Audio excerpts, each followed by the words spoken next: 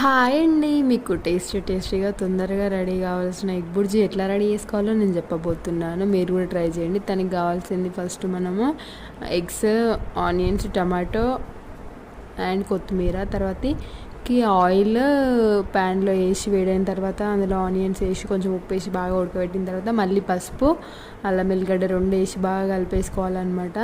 అవి ఆనియన్స్కి మొత్తం పట్టేంతవరకు ఫ్రై చేసుకున్న తర్వాత ఇందులో ఇందాక కట్ చేసి పెట్టుకున్న టమాటాలు ఇందులో వేసేసేయాలి. టమాటాలు వేసిన తర్వాతకి మళ్ళీ కలిపి మళ్ళీ మూత పెట్టుకున్న తర్వాత తీసిన తర్వాత కారం, ఉప్పు 2 వేసేసేయాలన్నమాట. కారం ఉడికేంత వరకు ఫ్రై చేసుకున్న తర్వాత కొత్తిమీర వేసుకున్న తర్వాత వాటర్ పోసేసేయాలి.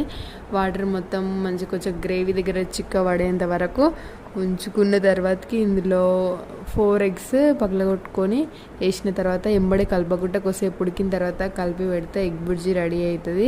5 minutes ఉంచాలి అట్లయితే.